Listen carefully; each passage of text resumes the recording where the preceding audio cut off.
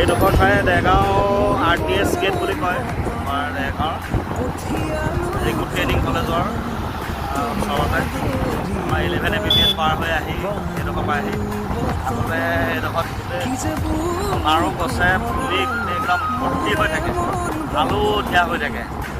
এতিয়া সেইটো জেগা কেনেকুৱা হৈছে, আগৰ ফটো আছে নেকি চাম মই। এইখন জেগা আছে যে মই ইয়াতে ভিডিঅ'টোৰ লগত এড কৰি দিম, চাব আপোনালোকে। এতিয়া সেইখন জেগা চাওক আৰু আগৰ জেগাখন সঁচাকৈ বহুত পৰিৱৰ্তন। আজি প্ৰায় 3 বছৰমানৰ পোৱাই নাই কিমানৰ ভিতৰত সেইখন জেগা চাওক, সঁচাকৈ জেগাখন বহুত পৰিৱৰ্তন হৈ গৈছে। এনেকুৱা এটা হেৰি আছে কেনেকুৱা। তাৰপিছতে পুলিচ ট্ৰেইনিং কলেজ, তাৰপৰা আমাৰ কালী মন্দিৰ যোৱা ৰাস্তাটো, তাৰপিছতে আমাৰ নেগেটিং চাইড সেইপথত যোৱা ৰাস্তাটো।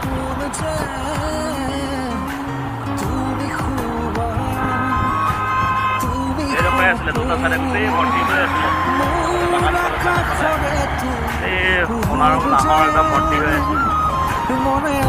পুলিচ ট্ৰেইনিং কলেজ পালোহি।